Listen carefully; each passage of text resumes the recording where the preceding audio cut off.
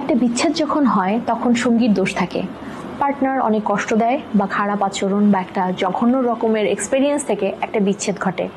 কিন্তু আমরা যখন এই বিচ্ছেদটা একজনের কাছ থেকে যখন শুনি তখন তিনি তার সঙ্গীর ব্যাপারে বলেন, আমরা জেন্টলম্যান এগ্রিমেন্ট, আমরা বায়াসড না, কিন্তু আমরা ওই ব্যাপারটা সরল মনে মেনে নিই যে হ্যাঁ ব্যাপারটা এটাই হয়েছে, আমরা কিন্তু কখনো ঘাটাঘাটি করি না। তবে সব ক্ষেত্রে সব সম্পর্কে একার দোষে ভাঙে না, দু হাতেই তালি বাজে। এখন দোষটা আসলে কার ছিল? আমি হুরায়রা শিশির, কাজ করছি সম্পর্ক এবং বিয়ে নিয়ে। কাজের এক্সপিরিয়েন্স থেকে আমার কন্টেন্টগুলো তৈরি করা। ভালো লাগলে লাইক, কমেন্ট, শেয়ার করে স্প্রেড করতে পারেন বন্ধু মহলে। আর রেগুলার আমার কন্টেন্ট পেতে চাইলে ইউটিউব হুরায়রা শিশির চ্যানেল সাবস্ক্রাইব করে নিতে পারেন, টাইমলি আমার কন্টেন্টগুলো পেয়ে যাবেন। এই যে একটা সম্পর্ক যখন ভেঙে যায়, মানুষ কারণ জানতে চায় যে কেন, কি হয়েছিল। অনেক ক্ষেত্রে দেখা যায় মিউচুয়াল রেসপেক্ট যদি অনেক হাই থাকে, বাট নিজেদের মধ্যে ভুল বোঝাবুঝি বা কোনো কারণবশত হয়ে ওঠেনি, সেক্ষেত্রে কিন্তু কখনোই তারা মুখ খোলেন না যে কি হয়েছিল। বলে যে থাক না, আমি চাই না শেয়ার করতে।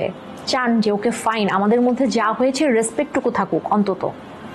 বাট ইন জেনারেল কেসে যেটা হয় যে একজন মানুষ কেন ডিভোর্স দেন, যদি একজন ভদ্রলোক বলেন যে আসলে আমার ওয়াইফের চরিত্র ভালো ছিল না, অন্য ছেলের সাথে সম্পর্ক ছিল, আমার বাবা মাকে দেখতো না, খুবই বাজে আচরণ করতো, আমার সাথে খুবই বাজে আচরণ করতো, খুবই লোভী ছিল, টাকা পয়সা ছাড়া কিছু বুঝতো না, আমার পকেট থেকে টাকা নিয়ে নিত, শ্বশুর বাড়ির অনেক ইন্টারফারেন্স ছিল, আমার কথা সব যে সবাইকে বলে দিত, অনেক কিছু বলে অনেকভাবে ভদ্রলোকরা বলেন।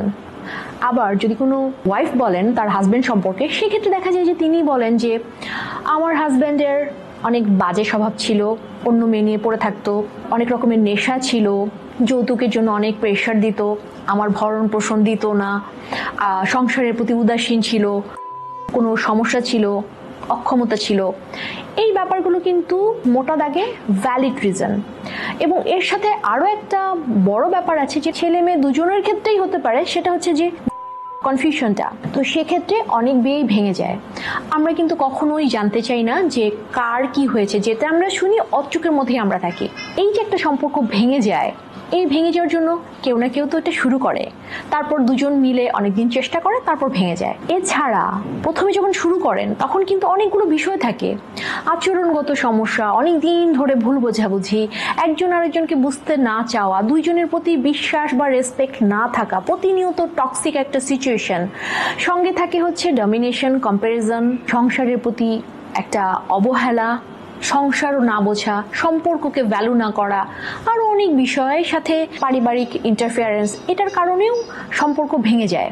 কিন্তু আমরা যখন এই সম্পর্কের কথাগুলো শুনি তখন কিন্তু আমরা একটা পক্ষ থেকে শুনি। এই একটা পক্ষ যখন বলেন আর একটা পক্ষের কথা, তখন আমরা কিন্তু 100% নিশ্চিত হতে পারি না, বা আমরা 100% জানি না যে আসলে যে ব্যক্তি বলছেন উনি আসলে কোন পক্ষের ছিলেন।